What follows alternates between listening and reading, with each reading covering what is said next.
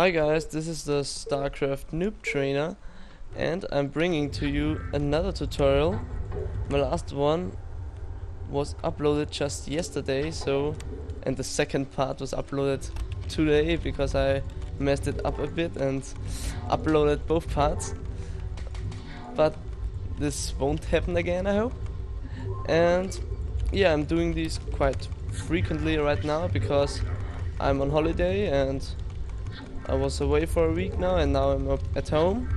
And today I had nothing to do, so I thought, why not make another tutorial? And there it is. It's a Protoss versus Zerg on Colosseum. This is a quite sweet 4-player map. The positions are everywhere in the corners.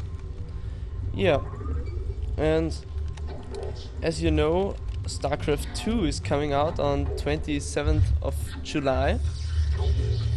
Yeah, and I guess then I won't make some tutorials for like 1 week because all you guys and also me want to play the campaign and then go on to Battle.net and play some games, and then I'll make StarCraft 2 tutorials. But I was lucky and I was a beta tester, so I already know how the game works, and I'll have quite an advantage compared to the players who just have to buy the game and never played it before.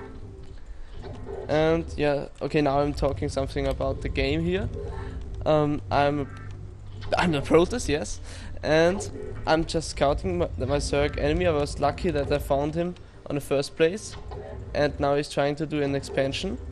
And usually in a Protoss versus Zerg, you want to do a fast expansion and put photon cannons in front of your base. And as you can see, I just prevented his expansion, and now I'm doing my own. And in this special case, I don't do cannons because my enemy is going for a very economical strategy, and this means I also go for my economy, and I won't build any cannons. So I've got an advantage there on this map because the entrance is pretty small and I can defend it quite well also with zealots and dragoons. So I just risk it. But on every other map you should do photon cannons, like 2 or 3 cannons at your expansion. On this map the expansion is in the base on high ground, so this is kind of a special case. And I'm doing 2 gates because I need zealots if he comes with some speedlings, and I also need goons then because if he micros his links well, I won't have much of a chance with the zealots. And my expansion will be up then, and I still prevented this expansion. Maybe, I guess he has the other one because there's also one right to his base, also on high ground. And he's already taking the gas, so he will go for any kind of a tech build order. So this means early lurkers or mutalisks. And I'm sending some probes to the expansion. I'm sending there 6, so between 5 and 7 probes should be transferred to the expansion. Now he tries to kill my probe because if you're Zerg, you never want to have a scout in your base. Always kill the scout, because if your enemy doesn't know if you go for lurkers or mutalisk or even mass speedlings, then you've got an advantage because your enemy can't prepare for it. And I'm doing another 2 zealots, and I'll take the gas then on my expansion because in a PvC gas is very important because you want to build masses of not masses, but you want to build many high templars, dragoons and zealots, and also archons then. And I'm doing pretty much the basic Protoss versus Zerg strategy, which is just kind of building mass gateways and then pumping out of them many, I already said, zealots, dragoons and high templars. And you want to build a starport because now it's very hard to get a scout in the enemy space, a probe, because he might have a sunken and well microed zerglings killed probes usually. and with the I built then one corsair just to see what he does. So if he goes for a spire or a hydra, then and then for lurkers. Yeah, and you should keep your corsair alive, because you can always scout with it. And normally your enemy does scorches against corsairs, even at least if you go for more corsairs. And if you committing to corsairs, like if you do 4 or 5 or more corsairs, you can also upgrade the +1 weapon upgrade for air units.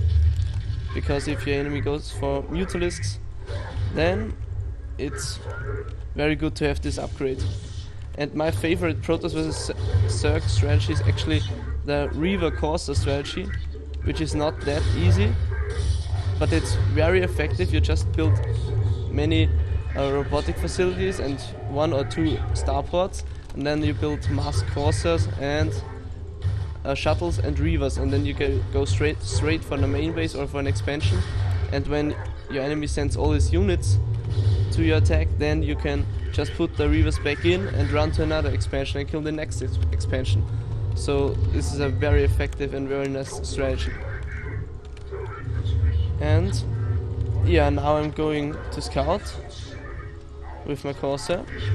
So now I'll see if I want to build more zealots now or more dragoons. If I see hydralisks and maybe mutalisks, and maybe lurkers, then I'll go for dragoons, because lurkers totally rape the zealots.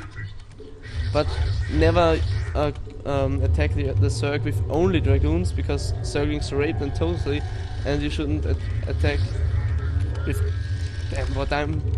I'm talking shit. You shouldn't attack your enemy with only zealots, because lurkers rape zealots and Zerglings rape dragoons. So you always use a combined army. And I just see that my enemy has lurkers, so, and I have no observers. I totally forgot for the observers. You need corsairs and you need observers. And now the last thing I want to happen is I don't want the Zerg to make his lurkers run to my base, because then I'm quite screwed if they get in, and I need to wait for my observer. So I try my best to prevent lurker from getting in my base. Yeah, and never forget on pylons. And now I'm saving this expansion. So if he attacks me with mutalisks, I will be safe with these cannons. And he's trying to get a lurker in.